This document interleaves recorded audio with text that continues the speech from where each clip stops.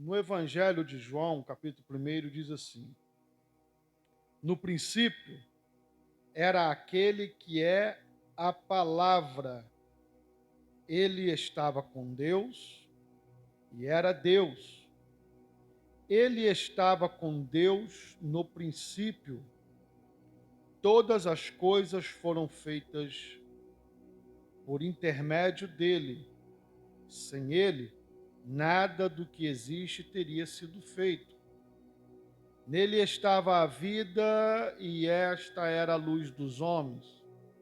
A luz brilha nas trevas, e as trevas não a derrotaram. Surgiu um homem enviado por Deus chamado João. Ele veio como testemunha para testificar acerca da luz, a fim de que, por meio dele, todos os homens crescem. Ele próprio não era a luz, mas veio como testemunha da luz. Estava chegando ao mundo a verdadeira luz que ilumina todos os homens. Aquele que é a palavra estava no mundo, e o mundo foi feito por intermédio dele, mas o mundo não o reconheceu. Veio para o que era seu, mas os seus não o receberam. Contudo, aos que receberam, aos que creram em seu nome, deu-lhes o direito de se tornarem filhos de Deus, os quais não nasceram por descendência natural, nem pela vontade da carne, nem pela vontade de algum homem, mas nasceram de Deus. Aquele que é a palavra tornou-se carne e viveu entre nós. Vimos a sua glória, glória como do unigênito, vindo do Pai, cheio de graça e de verdade.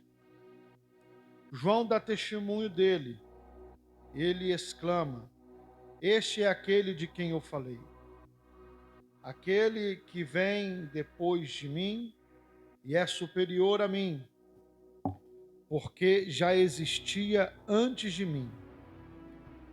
Todos recebemos da sua plenitude, graça sobre graça. Pois a lei foi dada por intermédio de Moisés. A graça e a verdade vieram por intermédio de Jesus Cristo. Ninguém jamais viu a Deus, mas o Deus unigênito, que está junto do Pai, o tornou conhecido.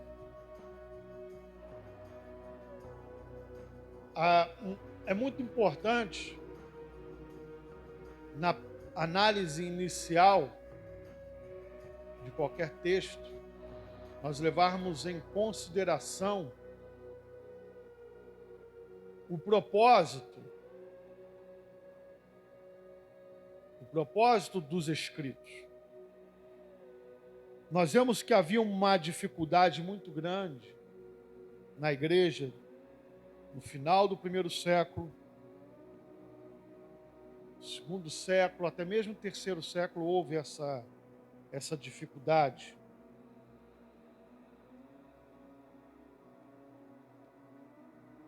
Porque à medida que os cristãos foram se convertendo,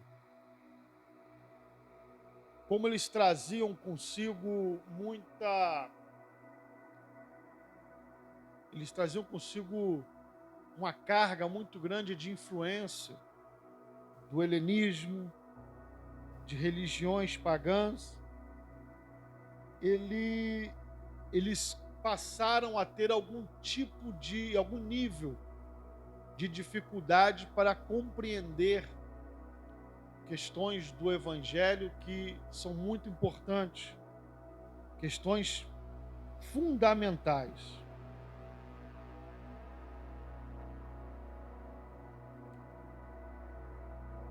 No primeiro século houve muitas divergências e surgiu um movimento chamado gnosticismo. E esse movimento ele com origem no helenismo, eles não acreditavam que Jesus Cristo havia realmente encarnado, mas que era um espírito. Eles entendiam que o corpo era uma espécie de prisão. O corpo físico era uma espécie de prisão e tudo que havia de mal era relacionado ao corpo. E a parte imaterial, que muitos chamam de alma ou espírito do ser humano, seria uma emanação divina. Então, essa parte imaterial seria uma parte que não se corrompia com o pecado, mas que estava presa dentro de um corpo que esse sim se corrompia com o pecado. Quando uma pessoa morria, eles entendiam que aquele indivíduo, a parte imaterial dele, sua alma, espírito, conforme alguns gostam de denominar, estava então sendo liberto da sua prisão terrena. E ele então passava para um outro nível, um nível mais elevado, ou seja, ele está livre daquela prisão que o aprisionava, e ele passa então a ser um ser superior, evoluía. Por isso que quando Paulo começa a pregar no Areópago,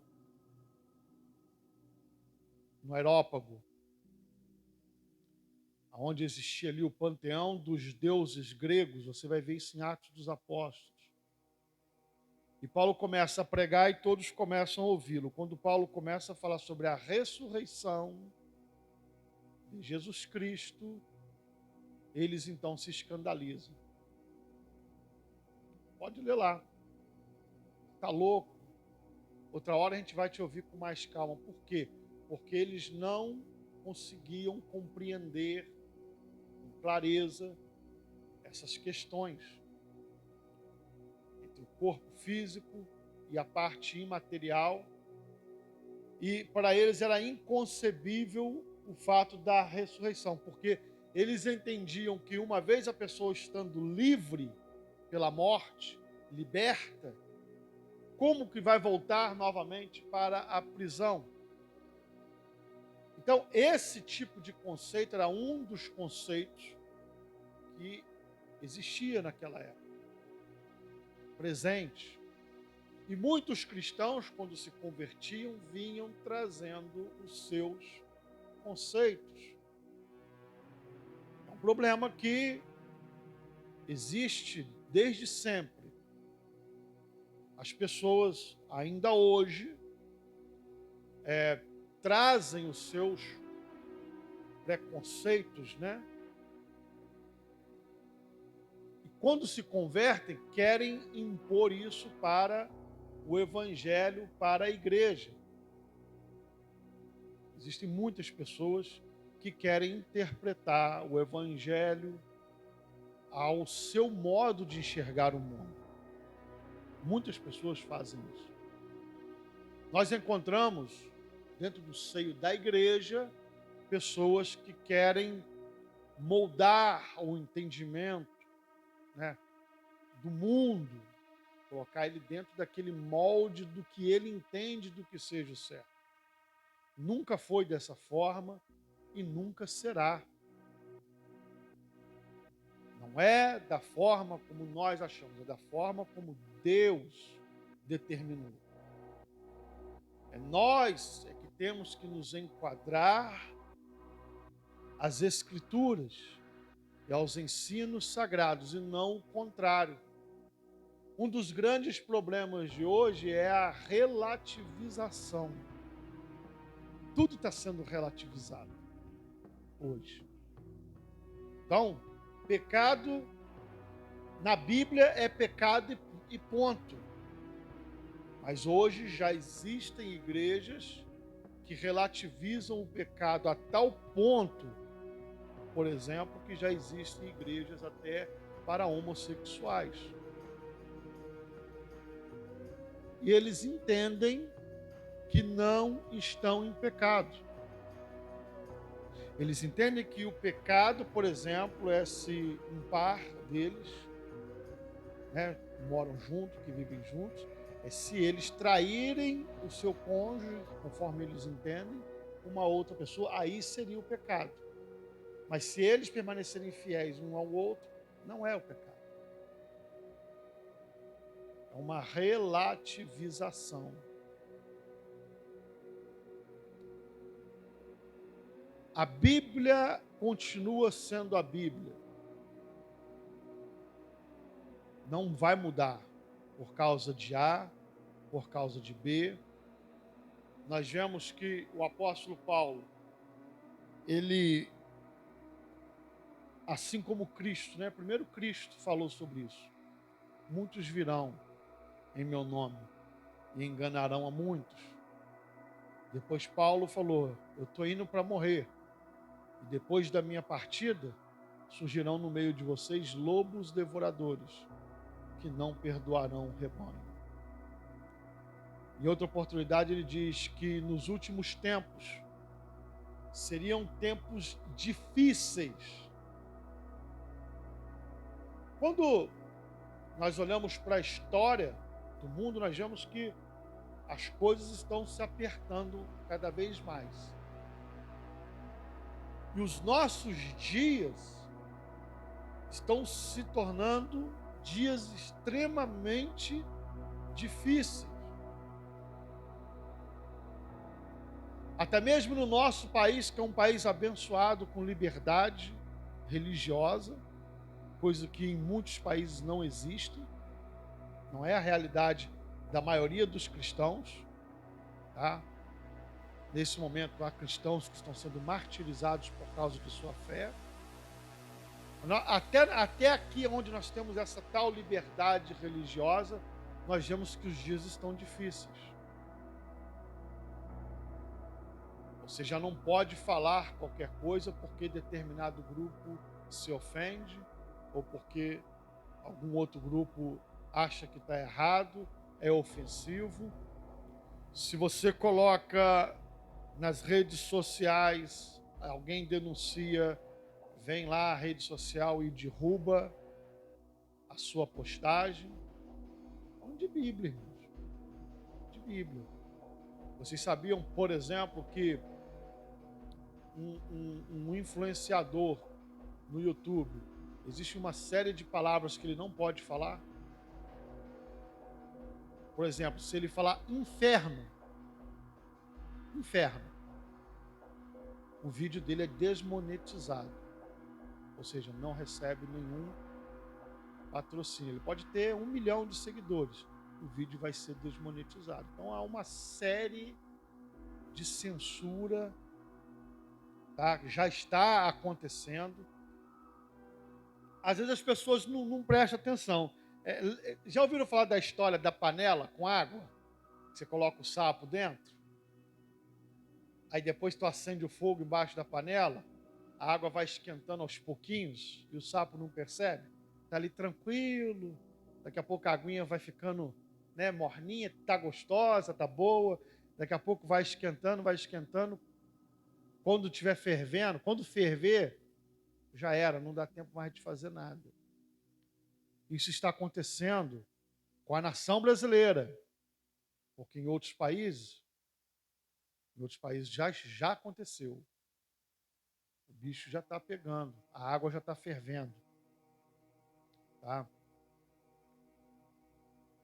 A Europa que foi o berço do avivamento, séculos 18, 19, berço da reforma protestante, um pouco antes disso. A Europa está jogada às traças. Igrejas estão sendo vendidas e sendo transformadas em bordéis, sendo transformadas em bares, sendo vendidos para mesquitas.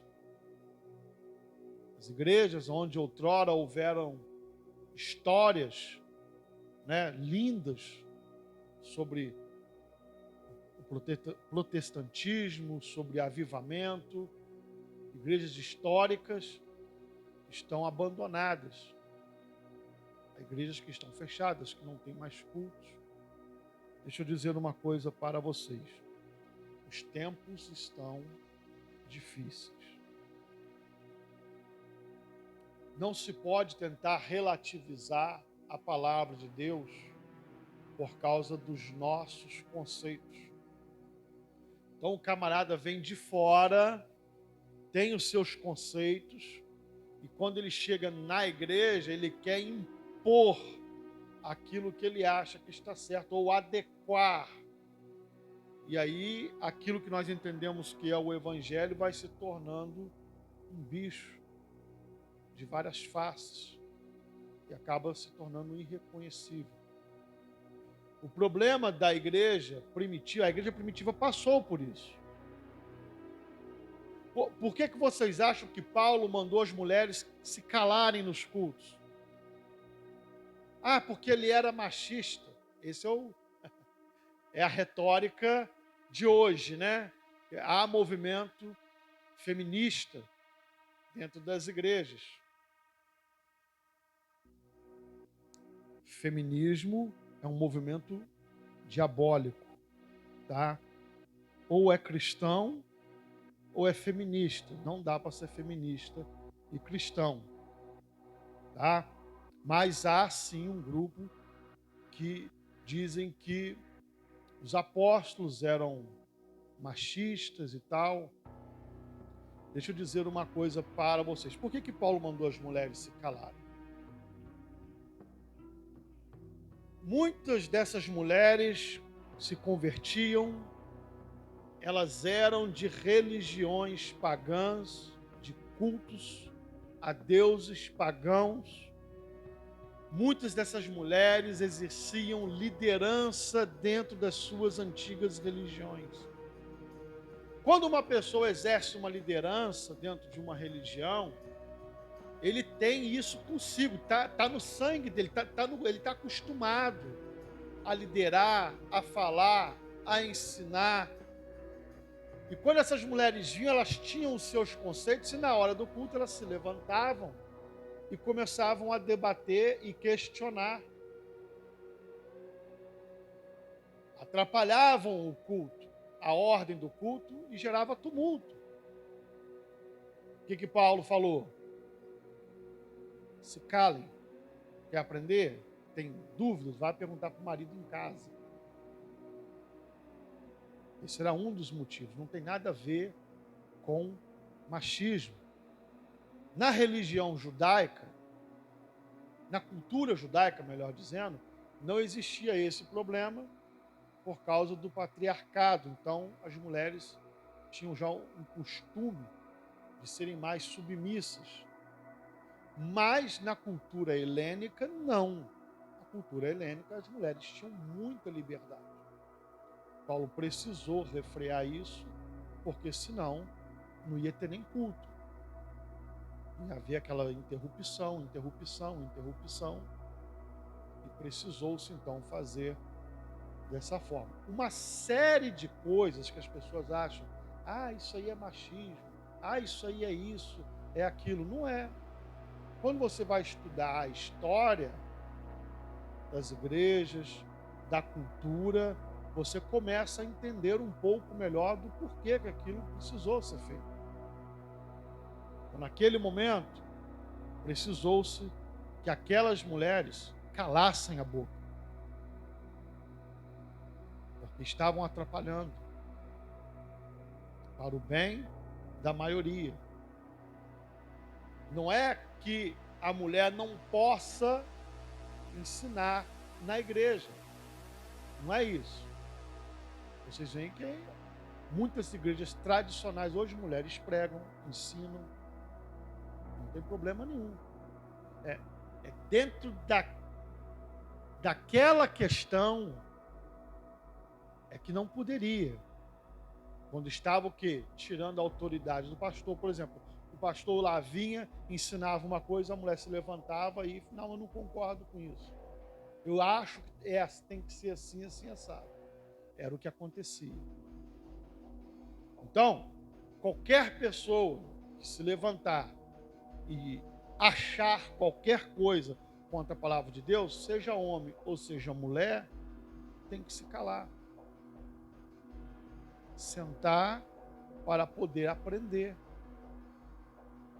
Porque o que nós achamos, ou seja, as nossas concepções pessoais, não querem dizer nada diante das Escrituras.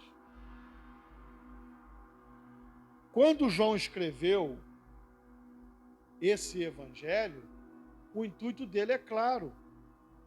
Lá no final, no último capítulo, ele vai dizer: eu estou escrevendo isso para vocês, para que vocês creiam que Jesus Cristo é o Filho de Deus. Então, toda a forma como João escreve o seu evangelho, os relatos que ele vivenciou, que ele presenciou, tem essa finalidade. A finalidade de fazer com que as pessoas viessem a crer da forma correta. Para aqueles que se convertiam e vinham do helenismo, para eles era muito difícil de entender. Era muito difícil de conceber, por exemplo, um Deus todo-poderoso, sem pecado, sem mácula, que deixasse a sua glória para poder assumir um corpo humano. Volto a lembrar a vocês, para eles o corpo era uma prisão. É por isso que houve essa dificuldade de se conciliar a humanidade com a divindade de Jesus Cristo. Por isso que surgiram seitas, como por exemplo o arianismo, que negava que Jesus Cristo realmente encarnou, assumiu a forma de homem, como eu e como você, carne. Negavam, diziam que era um espírito. Vocês vão ver na carta de João, primeira carta, ele dizendo para que se provem os espíritos. Já leram isso? Ele vai dizer o quê? Que todo espírito que não reconhece que Jesus Cristo veio em carne, esse não é de Deus, não provém de Deus. Então, veja, se não estivesse ocorrendo esse problema nas igrejas, não havia necessidade de João escrever isso. Ele escreveu porque estava tendo esse problema. Então ele vai dizer, qualquer um que for ensinar, que for pregar, seja lá o que for, se ele não reconhecer que Jesus Cristo veio em carne, ele não é de Deus. Simples assim, né?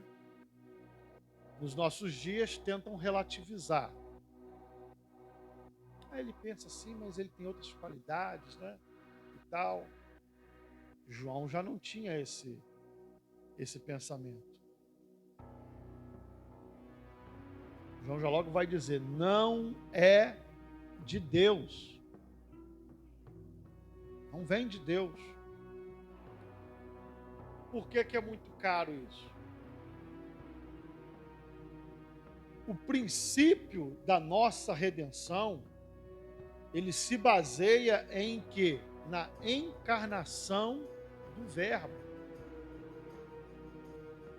Na encarnação da palavra.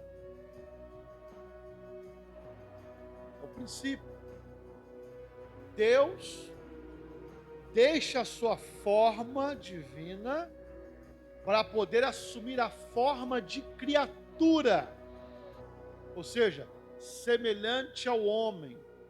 Tinha que ser assim, para que o sacrifício fosse perfeito. Se não fosse assim, o sacrifício não seria perfeito. Por quê? Porque o primeiro homem, Adão, caiu, pecou. O segundo homem, que é Jesus Cristo, ele vem e vence. Ou seja, teria que ser na forma de homem, não poderia ser de outra maneira. Pensem bem, Jesus Cristo ele vem e o Verbo, que estava com Deus desde o princípio. Que princípio é esse? A outra pergunta. Aqueles que distorcem a palavra de Deus vão querer dizer que é o princípio do Verbo. Vão dizer que Jesus Cristo teve um princípio, então ele não é semelhante ao Pai. Existem seitas por aí que ensinam isso. Esse princípio não é o princípio da história de Deus, porque Deus não tem início.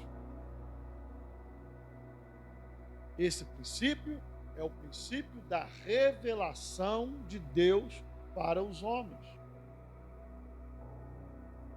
Está apontando para a eternidade. Ele esteve sempre com Deus. E era Deus.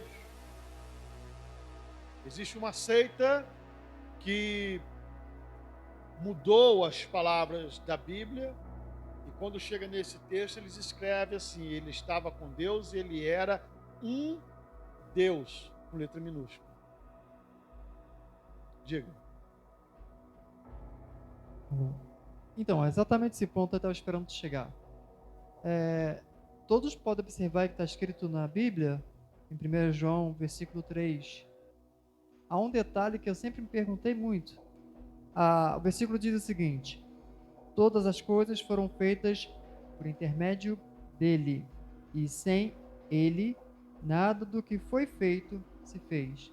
Esse dele e ele está minúsculo, né? A gente observa que na escrita, quando se trata da divindade, Deus, essa palavra que se refere ao Senhor sempre está em maiúsculo. E assim, eu observo que na maioria das traduções está em minúsculo. Não que eu estou falando 100%. Na sua está maiúsculo ou minúsculo? Nesse caso aqui, sempre vai ser minúsculo. Então, eu me questiono muito sobre isso. Não que seja uma grande dúvida, tá? Mas enfim, aí o 4 diz: nele estava a vida, e a vida era a luz dos homens. Bom, continuando o texto, é como se tudo que foi criado, toda a criação de Deus, veio a partir da vontade de Cristo. Cristo quis, digamos assim, é como se Cristo quisesse criar essa natureza, nós, tudo que existe. Ele pediu ao Pai essa criação, onde ele mesmo, sendo a luz, deu a vida a tudo isso que existe, segundo a vontade do Pai. Digamos assim, não que eu estou falando de trindade, mas é como se fosse pai e filho. Até me intriga um pouquinho sobre o que fala a questão das trevas, né?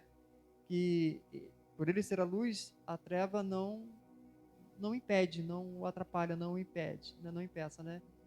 E assim eu fico observando, que nem o pastor falou sobre a questão de homossexuais, pessoas que não têm uma vida regrada, lá onde mesmo nós moramos. Por mais que eles querem fazer um tipo de opressão na vida da sociedade, por mais que eles recebam repressão do que diz que ser correto, mais eles procuram agir de modo incorreto. Como também nós sabemos que tem pessoas que para viver de maneira correta, mas ela prefere, como quem diz, criar confusão. E a pessoa que encontra Cristo, que encontra a verdade, ela procura viver em paz com todos, se dá bem, né? Então, enfim, a questão luz, trevas, Cristo, Satanás, ou Deus sendo o maioral de todos, que permite tudo acontecer, é um texto que me deixa muito pensativo. Sempre me deixou, né? Desde quando eu passei a entender um pouco mais essa questão do Evangelho. Aí imagino que essa questão da luz é Jesus, a vida, e ele pediu ao Senhor, ao Pai, para criar tudo isso.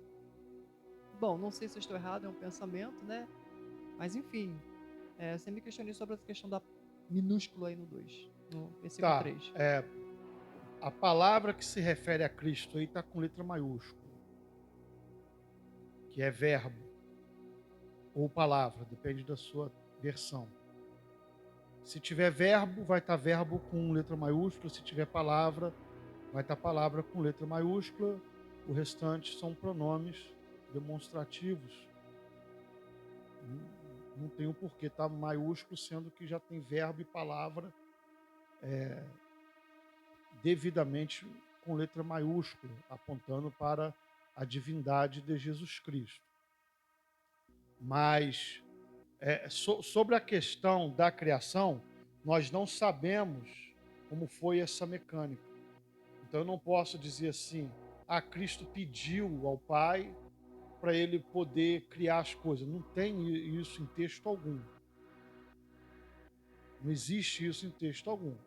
Existe o quê? Existe a revelação de como as coisas aconteceram. É o seguinte, houve a criação, o processo dessa criação, a Bíblia vai dizer, você vai lá em Gênesis, no princípio criou Deus os céus e a terra. Ok? No princípio criou Deus os céus e a terra. Disse Deus, haja luz, e houve luz. E Deus foi criando assim, ele foi falando e as coisas foram sendo criadas do nada. Ok? Com a progressão da revelação, no princípio criou Deus os céus e a terra. Agora nós vamos ver aqui que todas as coisas foram feitas por intermédio dele. João vai chamar ele de verbo, a palavra. Então, Cristo criou todas as coisas. É possível ter uma interpretação dessa forma, é possível. Que Deus o Pai haja falado e Cristo, que é a palavra, tenha feito. É possível que haja essa interpretação, tá? Porém, ela não é tão clara. Isso fica subentendido. O que nós sabemos com certeza é que todas as coisas foram feitas por Ele. E sem Ele, nada do que foi feito se fez. O mundo foi criado por Jesus Cristo. Já vi crentes que pensam que Jesus Cristo é só a partir do Evangelho de Mateus. Quando que, na verdade, a Bíblia aponta para a sua divindade e a sua eternidade. Desde o princípio, desde a eternidade, estava com Deus e era Deus. Aí vai entrar um outro conceito que também dá um nó na mente de muitas pessoas, que é o conceito de trindade. Alguém vai dizer assim, mas a palavra trindade não está na Bíblia. Mas a palavra Bíblia também não está na Bíblia. Só um minuto. Então, há termos teológicos, tá, que são criados para poder desenvolver um conceito, para poder se tentar explicar um conceito. A questão é que, por exemplo, na Trindade, nós temos um Deus que é único, a Bíblia deixa isso claro. Deus é único e ele se apresenta e se manifesta em três pessoas distintas e, inclusive, no mesmo momento. Existe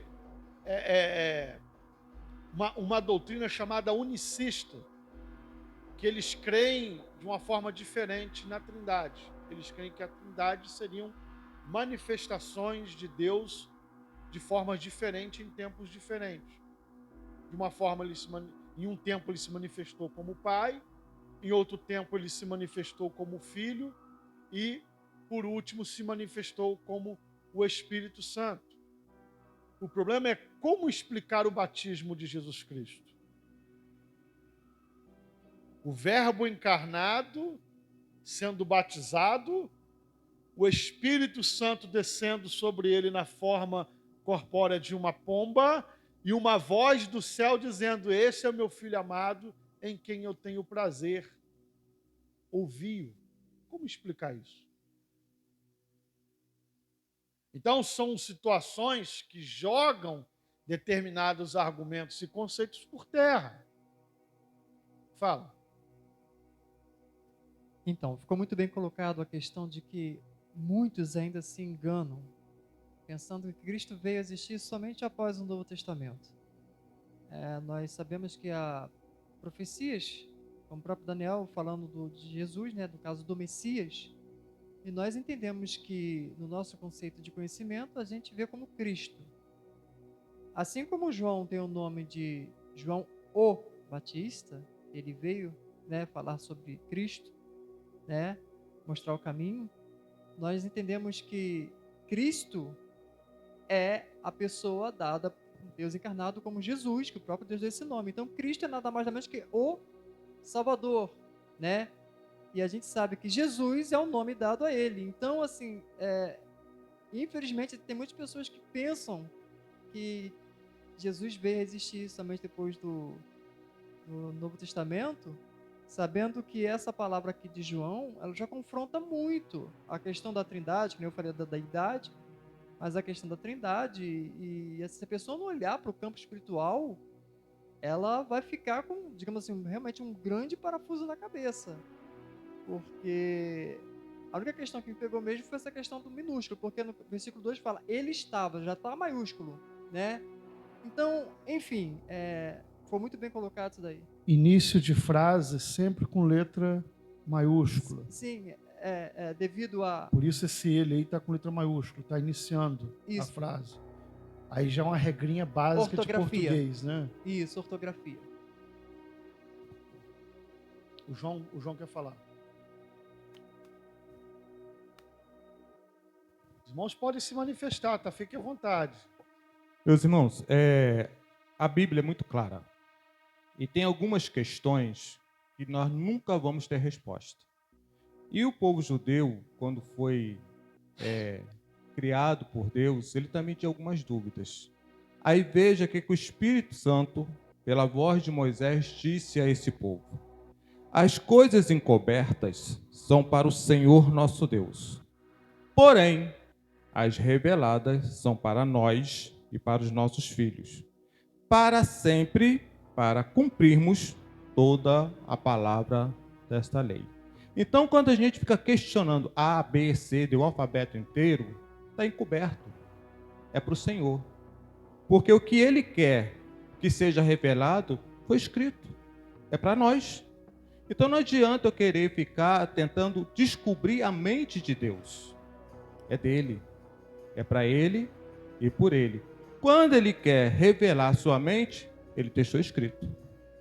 E é só a gente seguir, como está escrito aqui, para nós, para os nossos filhos, para sempre, para cumprirmos todas as palavras desta lei.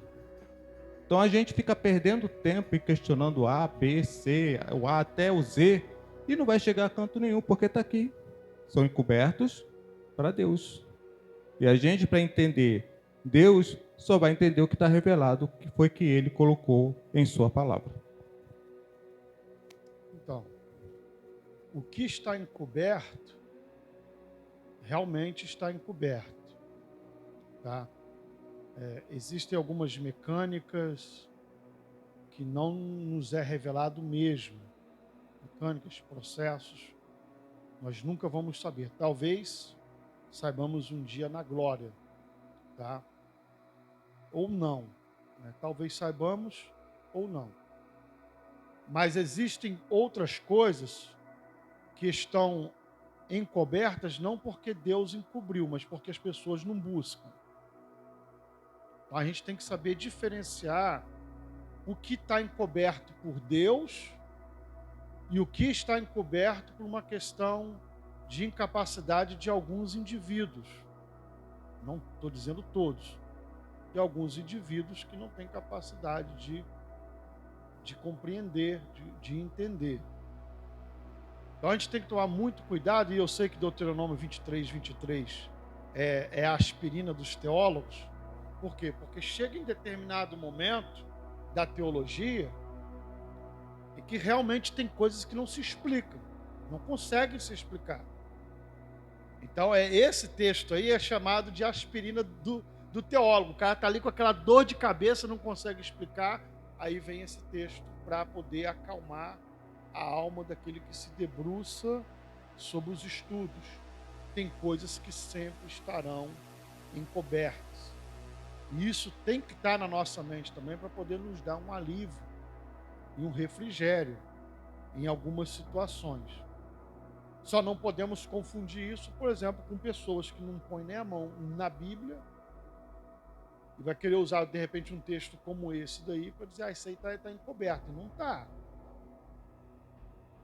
Não está. Por exemplo, o propósito da criação está na Bíblia. Talvez não esteja da forma como me agrada, mas está escrito ali. Tudo foi feito para a glória de Deus.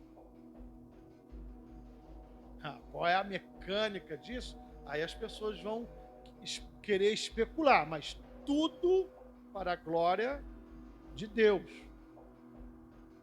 Né?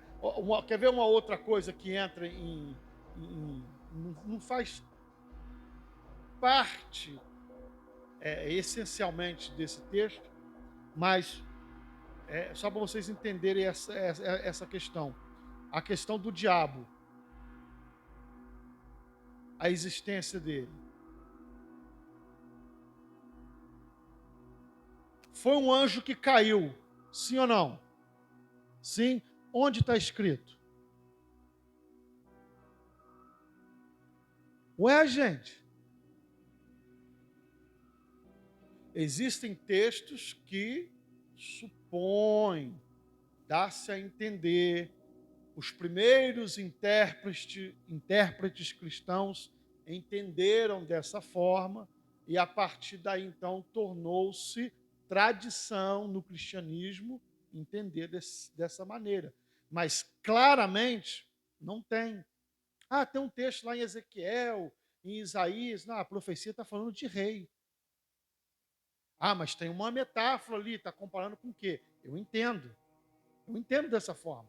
Tem realmente há uma metáfora, uma comparação. E se está comparando com quem?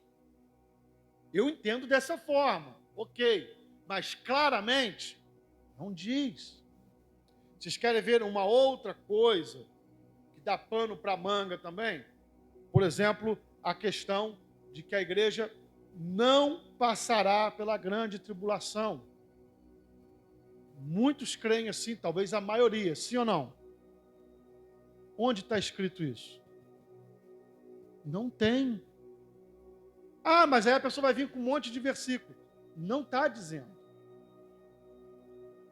Está entendendo? Então é uma questão de alguém interpretou dessa forma e acabou tornando-se uma tradição dentro de algumas linhas de ensinamento e acabaram sendo aceitos dessa forma.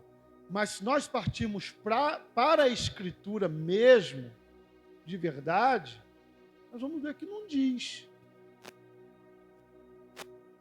Só estou dando esse exemplo para vocês poderem entender. Por exemplo, há pessoas que entendem que não houve queda de Satanás, que ele já foi criado assim.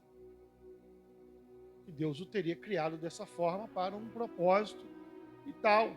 Há quem defenda essa linha de pensamento. Por quê? Existe um conceito todo elaborado. Por exemplo, como que uma pessoa vai pecar no céu? Na presença de Deus. Aí vão dizer assim, houve um período probatório. Mas, gente, aí tudo isso é especulação, porque aonde está escrito isso? Você está entendendo, João? Não tem lugar nenhum escrito isso. E nós ouvimos nas rádios, nos púlpitos de igreja, quando a gente sai para fora, sempre a gente ouve os pregadores, ensinadores, falando a respeito dessas coisas, com a maior naturalidade. Sim ou não? Sim. Mas tem fundamento bíblico?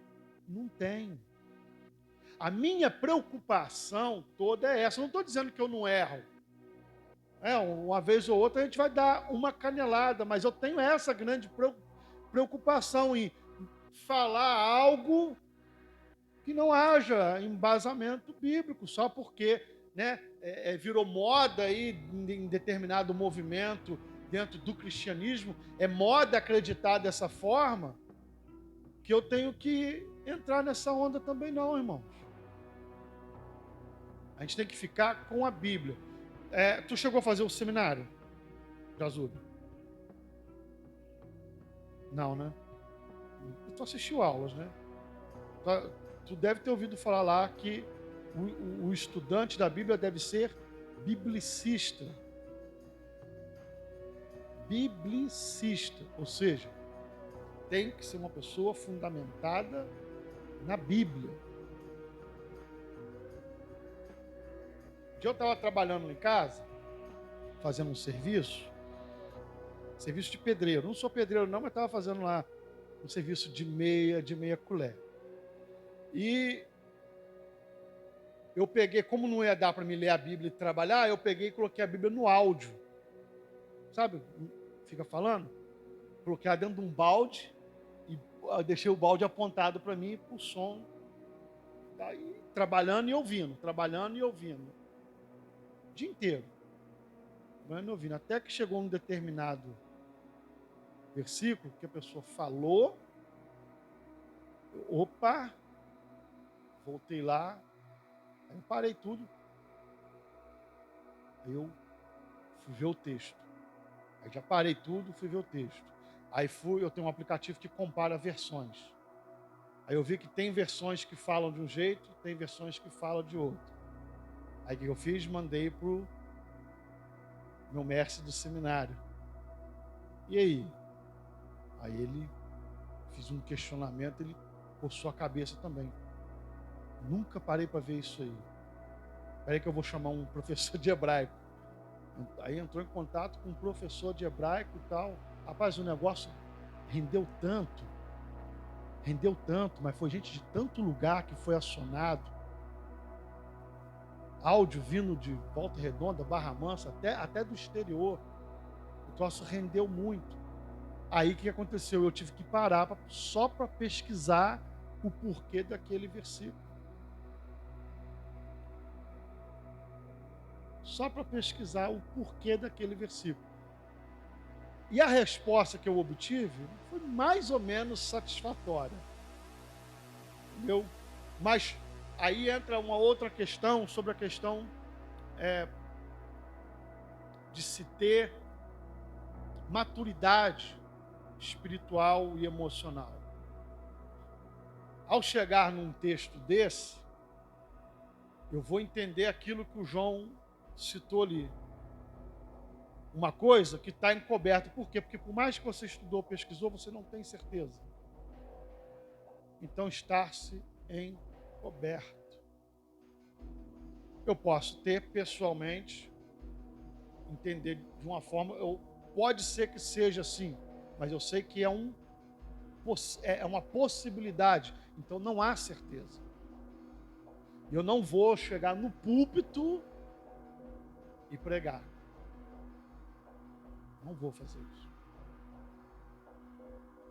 Entendeu? Então a gente tem que tomar muito cuidado com isso. Na igreja, na época de João, vocês veem, já na época de Paulo, se vocês lerem as cartas de Paulo, você vê como que Paulo está lutando contra as heresias dentro da igreja. Desde o judaísmo até o gnosticismo. Paulo está lutando contra essas heresias. Em João viveu mais tempo que Paulo, nós vamos ver João também lutando contra essas heresias. O evangelho de João é um evangelho para combater uma heresia. Olhem o prólogo. Prólogo é uma síntese do que vem a ser o livro. É o resumo do que ele quer tratar no livro. Está aqui no prólogo. Ou seja, ele quer falar de um Cristo que é eterno, que se manifestou para revelar a glória do Pai. A glória do Pai é revelada através dele, que toda a criação foi criada por ele. Essa questão de luz e de trevas, você vai sempre ver isso nos escritos de João, ele fazendo essa comparação, e ele deixa bem destacado essa diferença entre luz e trevas. Por quê? Porque naquela época existia a questão do dualismo. Então ele faz questão de destacar essa diferença. O mundo está em trevas. E Cristo veio para ser a luz dos homens. O profeta Isaías já havia profetizado isso. Uma luz que iria brilhar no meio do povo de Deus. Mas eles iriam ver, mas não iriam. A luz iria brilhar, mas eles não iriam ver.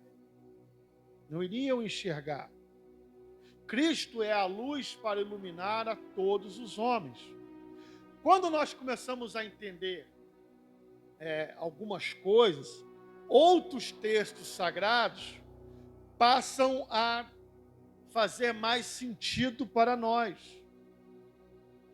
Porque essa questão da iluminação de Jesus Cristo, ela é muito importante.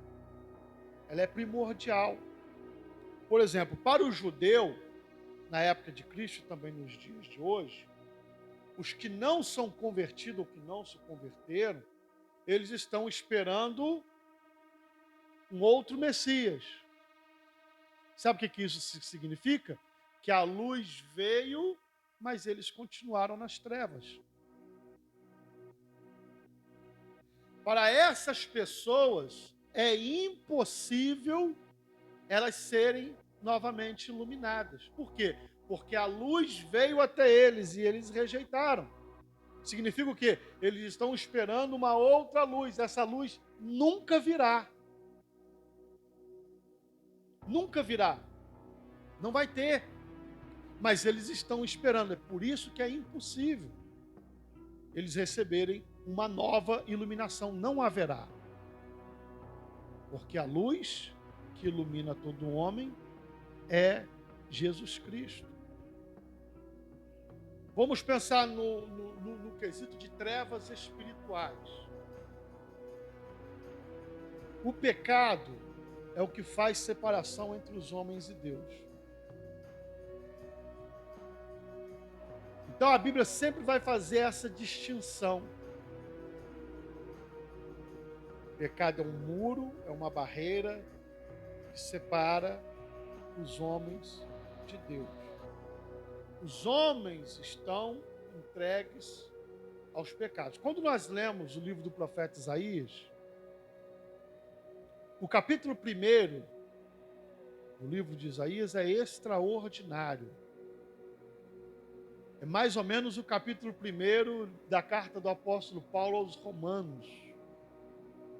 Fala sobre a condição humana diante do pecado, diante da ação do pecado. E olha que nós estamos falando de um povo que era um povo pseudo-religioso. Eles iam até os templos e cumpriam as formalidades, mas interiormente estavam afastados de Deus. Isso é muito perigoso. Eu oro para que nós não venhamos a cair nesse tipo de laço, de cumprir ritos da religião, ritos externos, exteriores, mas interiormente estamos longe, afastados. Então esse conceito de luz e trevas é um conceito bem amplo. Bem amplo. E naquela época se fazia necessário João escrever dessa forma. Ele precisava de impactar os seus leitores.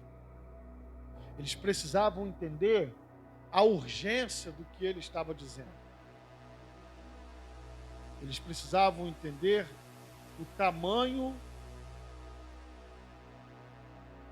e a grandeza dos seus escritos, dos seus ensinamentos. Nós sabemos que João era o último dos apóstolos que estavam vivos. Na época que ele, por exemplo, escreveu o Apocalipse. Vocês veem que as cartas às 7 igrejas sempre vai falar sobre a luta pela palavra, a luta contra heresias, a luta contra procedimentos ímpios e mundanos dentro da igreja. Até mesmo a igreja que era considerada a igreja que defendeu com unhas e dentes a palavra, mas ela acabou se esquecendo do amor. Então, tudo isso está englobado aqui dentro desse escopo. João, vocês imaginem a posição dele, sendo o último dos apóstolos, vendo a igreja crescendo muito e muitas heresias entrando dentro das igrejas. Ele já velho, idoso, sem forças físicas.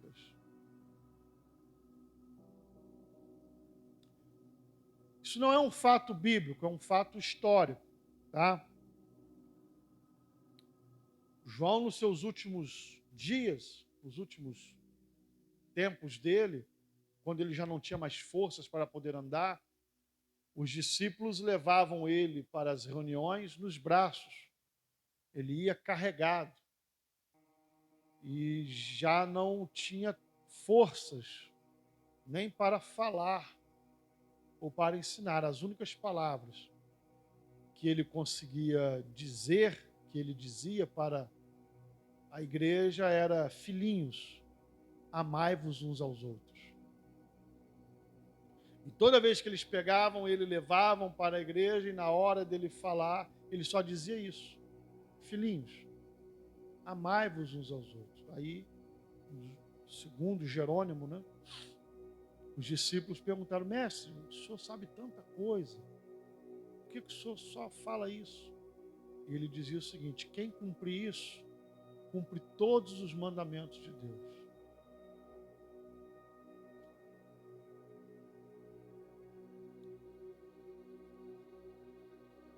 Há um peso nos escritos de João.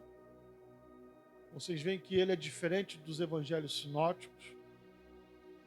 Ele tem um ponto de vista um pouco diferente porque ele está fazendo uma defesa teológica contra o gnosticismo. João está fazendo a questão de mostrar o Verbo eterno, que era Deus, Criador de todas as coisas, que agora, dentro da história, ele encarna, ele assume a forma de homem para poder cumprir o seu ministério. E ele vai dizer: e vimos a sua glória, como unigênito do Pai, cheio de graça e de verdade. Vai dizer, o verbo ou a palavra se fez carne. Então não era uma aparição de um espírito, não era uma aparição espiritual, não era algo sobrenatural, era carnal. Se fez carne e habitou entre nós. E vimos, olha que coisa interessante, vimos está em primeira pessoa.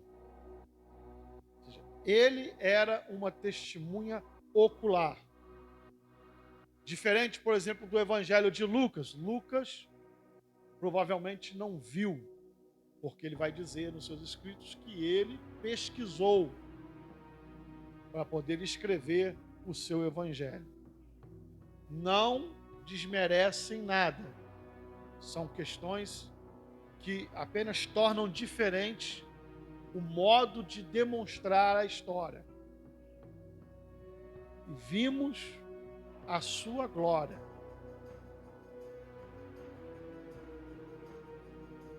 Eu tento imaginar o privilégio dessa geração da época de João, que puderam estar com Cristo e caminhar com Ele.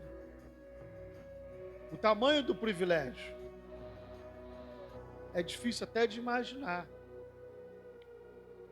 O maior evento da história da humanidade em todos os tempos foi o ministério do Senhor Jesus Cristo. Isto está englobado a encarnação do Verbo, morte e a ressurreição de Cristo. O maior evento da história da humanidade, podemos dizer que foi a encarnação do Verbo. Ele se fez homem. E quer saber de uma coisa? Aí entra uma coisa que é difícil de entender.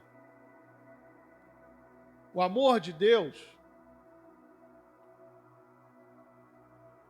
ele é de tal maneira, como diz João, porque ele não encontrou palavra.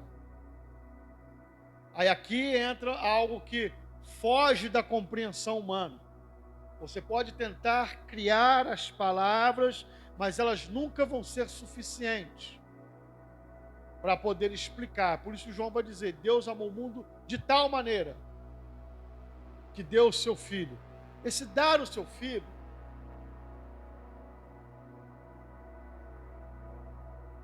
é algo tão extraordinário dentro da teologia,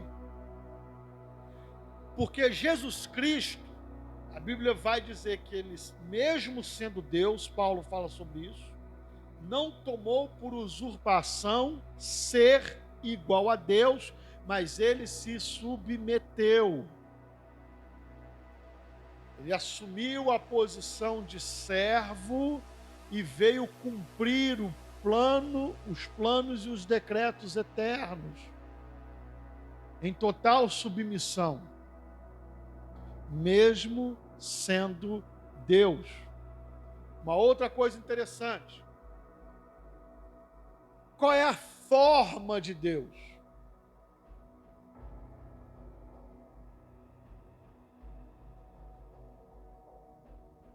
A Bíblia vai dizer que ninguém nunca viu a Deus. Podem ter visto aparições teofânicas, ou seja, formas como ele se revelou em determinados momentos, como anjo ou como fogo, enfim. Mas a forma primordial e essencial de Deus, ninguém nunca viu. Está escrito, ninguém nunca viu Deus. Mas o Filho unigênito o fez ser revelado, ou seja, Deus é revelado através da pessoa de Jesus Cristo, na forma de homem. A forma primordial de Deus nós não sabemos qual é, mas é algo glorioso, extraordinário. A Bíblia vai falar que Jesus se auto-esvaziou para poder assumir a forma de homem. E agora para sempre, ou seja, desde a encarnação, eu não sei como dizer para vocês, mas porque o termo eternidade ele é complexo. Mas desde a encarnação até o final da eternidade, a eternidade não tem final, só para vocês entenderem que da encarnação para frente, Cristo não mais terá a sua forma como era antes. Agora é forma de homem. Esse é um dos motivos que leva a doutrina da encarnação do Verbo ser a doutrina mais difícil de ser explicada na teologia. Alguém pode dizer assim, não tem nada de difícil. Não tem de difícil quando a pessoa não tem a compreensão das nuances e de todos os problemas que estão envolvidos. Quando a pessoa começa a ter noção dos problemas que envolve, aí ele começa a ter dimensão de como é complicado de se explicar. Por exemplo, para o grego, ele não aceitava como que Deus, que é santo, que é puro, vai assumir uma forma humana que eles consideravam impura, até mesmo como uma prisão. Já começa aí o problema. Segundo, como Deus, que é o todo soberano, o eterno, criador de todas as coisas, com todos os seus atributos, e Deus, ele sempre vai ser infinitamente mais do que nós imaginamos. Agora ele assume uma forma de homem. Deixa eu dizer uma coisa aqui para vocês. A nossa redenção é muito mais séria do que as pessoas imaginam. As pessoas sempre vão ter dificuldade de dimensionar o que foi feito através do ministério de Jesus Cristo. Sempre vai haver essa dificuldade.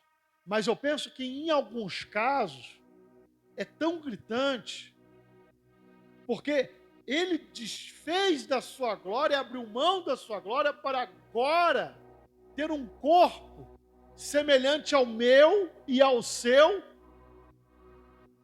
pelo restante da eternidade. Desculpe, eu não tenho outra forma de dizer. Eternidade não tem fim, mas agora para todo sempre. Então, quando nós nos reunirmos com Cristo, no advento da sua volta, quando nós fomos levados para estar com Ele, nas moradas celestiais, por toda a eternidade desse período, sempre vai ser ali um Deus em forma de criatura. Para todo o sempre. Deus, homem. Para todo o sempre. Então, não tem como banalizar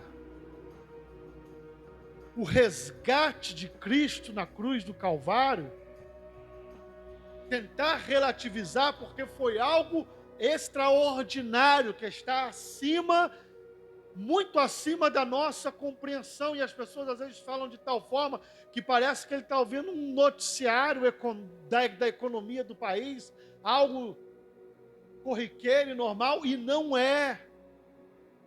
Um Deus que é eterno, que não teve início, um Deus que é todo poderoso, que ao falar cria-se todas as coisas têm que aparecer para poder obedecer a sua palavra. Isso é algo de extraordinário. Agora esse Deus deixa a sua glória, nós não sabemos como é, mas com certeza extraordinária, para assumir uma forma de homem. E para todo o sempre, forma de homem. Sabe o que vai acontecer? Durante todo esse período da glória, todos os anjos, arcanjos, querubins, serafins, os seres celestiais, todas as outras criações de Deus em toda a história, vão olhar para Cristo e ver Ele como homem. Forma de homem. É o corpo glorificado, sim, mas corporeamente, a forma de um homem. Ele estará sempre ligado a nós. Nós nunca, jamais vamos olhar para Ele e vamos deixar de lembrar do que Ele fez por nós. Em todo o tempo. Nunca. Sempre olharemos para Ele, ao Deus Pai, a qual ninguém consegue ver, não pode ser visto. Ele se revela através do Filho. E nós vamos ver que essa revelação é uma revelação que se identifica com uma criatura. Um homem. Que é o homem? Nós, de nós mesmos, vamos ter dificuldade de encontrar valor no ser humano. Mas Deus, não sei porquê. João também não soube explicar o porquê. Amou o mundo de tal maneira que deu o seu Filho unigênito para todo mundo, não, para todo aquele que crê, não pereça, mas tenha a vida eterna. Então, é óbvio que eu não vou conseguir esgotar esse assunto, porque é um assunto muito vasto.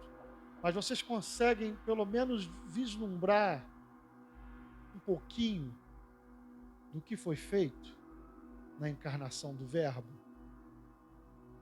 A magnitude de um Deus que deixa a sua forma divina, como ela era, para assumir a forma de uma criatura, se rebaixar a uma forma de criatura. O porquê disso? Nós não temos certeza, mas toda a criação, todo o cosmos está voltado para isso, está observando isso e está vendo isso. Então, nós como igreja, nós devemos prezar por isso, porque não foi algo simplório, mas foi muito grande. Eu não tenho palavras para explicar isso. Vai, Mauro, fala. Amém. Sendo que ele também sempre será nosso intercessor ao Pai, né? Já fica outro detalhe aí, porque muitas pessoas pensam que vão estar namorada de Deus, no céu com Deus e afim. Mas enfim, isso já é pano para outro assunto. Foi colocado aí que antes de Cristo assumir a forma de homem, nós não sabemos a forma que Jesus tinha, né? Não sabemos a forma de como Deus é, de como o lado espiritual realmente funciona, apesar de se aparecer para a humanidade de algumas certas formas, né? Mas enfim, estaria errado a Bíblia dizer que quando Deus disse, façamos o homem nossa imagem e semelhança, a nossa. No caso, nós entendemos ali que é o Pai e o Filho conversando. Espírito Santo também. Amém. Seria equivocado esse texto ou não? Não tem equívoco ali. A nossa imagem e semelhança está falando dos atributos comunicáveis. Quais são os atributos comunicáveis? Inteligência, raciocínio, capacidade de sentir emoções, as mais diversas, uma série de outras coisas. Não é, porque se falar que nós vamos entrar em contradição com outros textos. Toda vez que você lê assim, na Bíblia escrito, a mão do Senhor não está encolhida para que não possa salvar. Isso são afirmações antropomórficas, para nós podermos entender. Porque senão seria impossível entender a Deus. E sempre vai ser assim. A mente humana, o ser humano, ele precisa dessa antropomorfização para poder compreender as coisas. Nosso cérebro, ele busca por isso. Às vezes você vai ver uma coisa de determinada forma, parece uma forma humana. Não tem nada a ver. É questão da nossa mente. Então Deus sempre vai agir dessa forma, para nós podermos entender e compreender, porque senão seria impossível entender a Deus. Imagina um Deus que é eterno, que é infinito, um Deus que está muito mais elevado do que nós. Como nós o iríamos compreender? Vamos lá. Nós somos finitos, nascemos e morremos. Deus é eterno, ele não nasce e não morre, ele não tem início, ele não tem fim. Já tem aqui um contraste, não dá para entender. Já nessa primeira questão você já não consegue compreender. Por quê? Porque tudo ao nosso redor é baseado em existência, em início e fim. Tudo. Desde a vida humana até as coisas que nós construímos. Tem início, tem fim. Tem início, tem fim. Nós somos criados assim, porque temos início e temos fim. Deus não tem. Como que você vai compreender Deus? Então existe essa dificuldade. Então a antropomorfização e também existe o antropopatismo, que já está voltado nas questões de sentimentos, são formas para que nós possamos compreender como que Deus está agindo em determinadas formas, em determinados assuntos. Senão, de outra maneira, não conseguiríamos entender. Entendeu? Entendeu mesmo? Mais alguma dúvida, irmãos? Não? Então a hora tá voando, né? Eu muito mal consegui sair dos 2 primeiros versículos. O versículo 4 vai dizer que nele estava a vida, e esta era a luz dos homens. A luz brilha nas trevas, e as trevas não a derrotaram. Na sua versão está como? A luz resplandece nas trevas, e as trevas não prevalecerão contra ela. É isso aí. Há uma espécie de entendimento de batalha espiritual. Eu não vou negar que não exista a batalha espiritual. Eu só não concordo com a forma como que algumas pessoas colocam. Na questão do dualismo, essa questão da luz contra as trevas, e nesse contraste, o bem contra o mal, no dualismo, Satanás é colocado praticamente em pé de igualdade com Cristo. Eu não sei se vocês já viram algumas postagens em que Cristo está de um lado com o braço assim, e uma figura representando Satanás do outro lado, e eles estão numa queda de braço. Já viram esse tipo de postagem? Isso tem origem no dualismo. Dualismo que ganhou muita força a partir do século II. No século I já existia, mas no século II ganhou muita força também. Então, às vezes, nós vemos alguns redutos do cristianismo, onde existe muita ênfase em batalha espiritual, no sentido de que, por exemplo, no sentido de que o diabo possa fazer e operar ao seu bel prazer. Correto? Só que, biblicamente, nós sabemos que não funciona assim. O inimigo, para poder atuar, Satanás, para poder atuar, ele precisa de concessão divina. Ele não pode fazer ao seu bel prazer. Mas eles pegam alguns textos, como o Deus desse século, né, e tal, e pegam alguns textos isolados, desconsideram textos que falam sobre os atributos de Deus, o poder de Deus. Então, constrói esse tipo de conceito e as pessoas acabam entrando em parafuso. Pessoas acabam entrando em desespero porque eles não têm o conhecimento. E a pessoa que por exemplo, que tem esses redutos onde tem essa doutrina do dualismo, ela é mais influente, as pessoas acabam adoecendo. As pessoas acabam desenvolvendo até mesmo doenças mentais.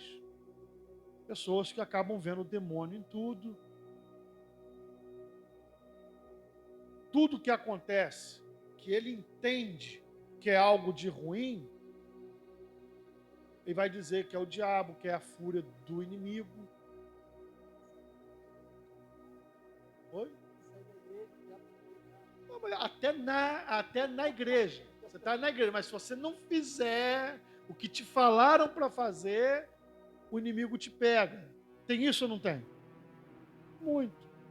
As pessoas vivem. É um jeito de prender as pessoas. Um jeito de prender as pessoas. Mas isso é um problema da religiosidade, das denominações. Isso existe desde muito tempo. A própria Igreja Católica, ela fez uso dessa artimanha, principalmente na Idade Média, né? Quando eles criaram, né, essas formas que hoje se entende como o demônio, como o diabo, né? Um ser com chifre, com rabo. A Bíblia não fala nada disso. Um ser com chifre, com rabo, com tridente e fogo e não sei o quê, para poder o quê? Amedrontar as pessoas. Existem algumas formas de você convencer as pessoas. Ou você convence através do medo, ou você convence através da ganância. Repare, ou é de um jeito ou é de outro. Só um minuto. Ou a pessoa, ele vai ali sendo acuado pelo medo, e então ele fica ali preso naquele círculo religioso ali, ele não pode sair. É quase uma seita secreta, né? Se você sair, o diabo te pega. Se você sair, tua família acaba. Não pode, você tem que estar ali fazendo tudo o que eles mandam. Ou a ganância. Essa também essa talvez seja até mais ampla, né? Nós vemos mais por aí. É só você ligar a televisão que você vê o tal do barganhar com Deus, e as pessoas são pegas pela ganância. Se você der 1.000, você vai ganhar 100.000. E as pessoas vão lá, dando carro, dão joias, dão os pertences. São pegas pela ganância. A questão entre luz e trevas é aquilo que eu já falei para vocês no início. Não tem nada a ver com esse conceito de dualismo. As trevas aqui é uma condição humana em que os seres humanos foram colocados quando Adão caiu. Quando Adão caiu, nós sabemos que ele era o representante da raça humana. A ordem de Deus foi dada para ele, não foi dada para Eva. Percebam, Eva come do fruto, não acontece nada. Ela chega para ele, ó, tá aqui, aconteceu nada. Comi o fruto é gostoso, come também. No momento que Adão comeu, os olhos de ambos, ela já tinha comido. Quando ele comeu, os olhos dos dois se abriram. Entendem isso? Os seres humanos então foram lançados em densas trevas espirituais. E em todo o tempo Deus buscou ter relacionamento com os seres humanos, os trazerem de volta, mas vocês veem que em toda a história da humanidade, depois passa por Israel, é uma história de Deus tentando trazer de volta ao povo, e o povo sempre o abandonava. Sempre o abandonava. Até que uma luz definitiva precisou brilhar nessas trevas. E quando essa luz ilumina verdadeiramente o ser humano, esse ser humano entra na luz e nunca mais sai. Essa luz ilumina ele de uma vez por todas. E não existirá uma outra luz que o possa iluminar. Diga-me, para nós encerrar. Tá. Já falando da questão do medo, né, que a pessoa, alguns líderes impõem, né? Nós sabemos que também há a questão da prosperidade aí, que algumas pessoas impõem, mas nós sabemos que nada acontece sem que Deus permita. Tanto para o lado mal, quanto para o lado bom, no que diz respeito à nossa vida, né? Nós vemos ali na passagem, quando o povo de Israel saiu do Egito, Deus tocou no coração das mulheres egípcias para dar seus tesouros, suas joias a todas as mulheres, né, israelitas. Então, assim, Deus teve esse consentimento, ele teve esse desejo, esse prazer, ele colocou isso no coração daquelas mulheres e Deus presenteou. Né? Então, assim, tudo que nós temos, o que nós somos, ou até mesmo o que pretendemos, se Deus não aprovar, não vai acontecer. Assim, esse é justamente o contraponto. Por exemplo, a pessoa que fica nesse dualismo e entra em desespero, são pessoas que desconsideram que Deus é soberano. Ele está no trono e não pode acontecer nada sem passar pela vontade de Deus. Então, até aquilo que nós entendemos como sendo algo ruim nas nossas vidas, é uma questão de interpretação nossa. Porque do ponto de vista divino, será que isso realmente é ruim? Vamos lá. Quando tudo está bem na minha vida, eu não oro, eu não jejuo, né? Eu fico mais largado à vontade. E está tudo bem, está tudo tranquilo. Para mim, isso é uma coisa boa. Do ponto de vista, será que isso é uma coisa boa? Vamos lá. Não é relativizando, não. É só uma questão de ponto de vista. Do ponto de vista divino. Quando nós entramos em lutas e provações, aí vai orar. Aí começa a aparecer nos cultos. Aí começa a buscar. Aí começa a pedir oração com um, pedir oração com o outro. Aí começa a participar dos cultos de oração. E começa a buscar nome no livro de oração. E me ajuda, ora por mim. Começa a se voltar para Deus e buscar ao Senhor. Mas a luta para ele, no entendimento nosso, é ruim. Mas imagine Deus do céu vendo isso. Agora ele está me buscando. Agora ele aproximou de mim. Será que é uma coisa realmente ruim? É uma coisa para a gente poder pensar. Eu sempre falo isso para vocês, né? Que as lutas, as provações, elas vêm para forjar o nosso caráter. E isso nós vemos isso exemplo em toda a Escritura Sagrada dessa maneira. Não é verdade? Amém?